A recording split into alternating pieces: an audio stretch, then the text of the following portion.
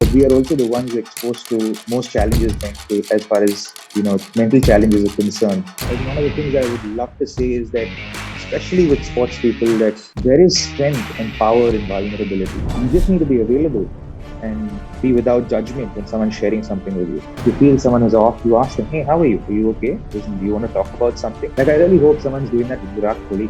The case in India is, especially Indian cricketers, the volume of exceptionally talented cricketers, so much, are through the roof. So the value for them is always going to be less. I cannot imagine the number of kids or the number of boys who are in that Indian team that have gone through mental issues over the last 5 or 6 years. I believe that as sports people, we are exposed to mental health ups and downs the most, because we are supposed to be the ones to show the most mental fortitude, but we are also the ones exposed to most challenges mentally, as far as mental challenges are concerned, and that can break you down. And I think today, what I would, as one of the things I would love to say is that, especially with sports people, that there is strength and power in vulnerability, which is well, growing up was the other way around. Suck it up, deal with it. You don't need to suck it up. You deal with it by talking about it. You deal with it by expressing how you feel. You find one person that you can talk to about, one person that you completely trust, and then you speak to them about it, and where you know that there's not going to be any judgment. And for people who are there, who are dealing, the family members, friends of aspiring, future sports stars of India, you just need to be available and be without judgment when someone's sharing something with you. And if you can be there, and if you can pay attention to someone's mental health, even I think within our family, I think it doesn't extend just to sports people, but also, but today we're speaking about sports people, so we'd speak more about that. But I think it extends more to even normal people. You feel someone is off, you ask them, "Hey, how are you? Are you okay? Listen, do you want to talk about something?" To have that much empathy as a human being, to say, "Are you okay? Is everything fine?" Like, I really hope someone's doing that with Virat Kohli today. Like, "Hey, do you want to talk about stuff? Are you okay?" Because it's not hard. It's very hard for someone like him. The kind of thoughts that must be going through his mind. Because for someone of his caliber to not score 100 for 3 years, oh man, the ghosts that he must be dealing with must be immense. And I truly hope someone's there is someone that he trusts completely, that he is having conversations with, because these are very lonely battles that sports people go through. I'm just giving you an example of someone like the stature of Virat Kohli, because when you say Virat Kohli, then everyone's listening. But everybody goes through this. There are 14 other guys going through that. You spoke about how important it is to talk to somebody, go to a counselor, or maybe find somebody you trust and talk to them about things that you are going through. Are there other coping mechanisms that you've kind of used through the years, or that you've found, which help you deal with, as you mentioned, getting out of your own way? No, honestly, because it's quite hard, Amit, because you find yourself in a position where you feel like you have all the answers, and sometimes all the answers are only negative ones. So it's always good to have an external perspective, and that's why I think the need to have someone external is extremely important. And today, I think the world's, in that sense, becoming a lot more accepting. You find a lot of apps where, a lot of platforms where you can talk about this stuff. Earlier, I think back when pre the social media era, there was the Yahoo and MSN messengers, where you could just kind of vent stuff out to somebody randomly. But I think it's become a lot more there's a construct to the whole thing right now, and where there's a medium in which you can get help. I'm going to ask you this, cricketing ecosystem, how are sports psychologists viewed? Is that something that's now becoming more acceptable? Are players willing to go? Because I once had a conversation with someone from the team, and they said, why would anyone want to go to a sports psychologist when he's part of the team. He's got everything that he wants. And I'm not joking. This was something within the team who said, why would anyone do that? Now, there are two things to it that I find baffling. One being that if you have a problem, you go to a psychologist and you sort it out, or a psychiatrist, depending on the kind of problem that you have and the, how deep that problem is.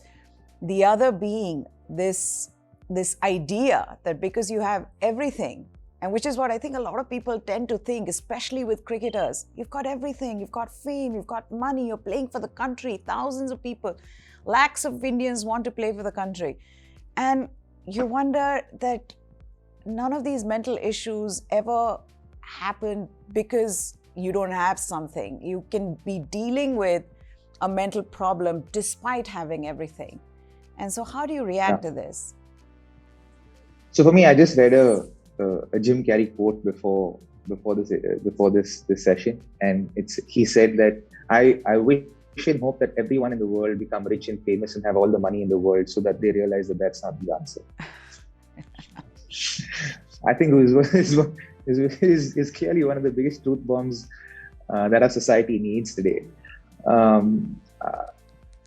See, the thing is, in India, in a country like India, where cricket is more than a sport, right? To put it mildly.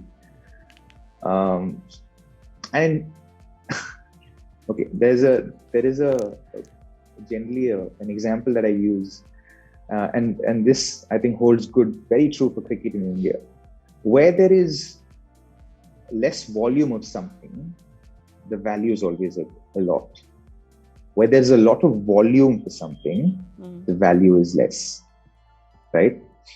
So it's the case in India is, especially Indian cricket, is the volume of exceptionally talented cricketers are so much, are through the roof. So the value for them is always going to be less. True.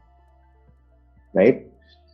You'll never see cricketers in other parts of the world going through the kind of things that cricketers in India go through. And today, I believe a lot like Bollywood and a lot like that industry, the cricketing industry is probably one of the most insecure ones that we have going around.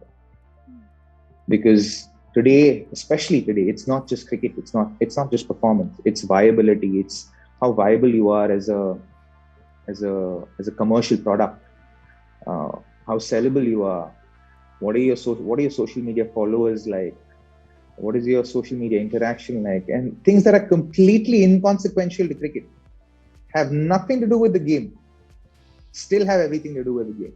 And there is an image that is supposed to be met and kept just to please and show how viable you are to companies and how viable you are as a commercial product.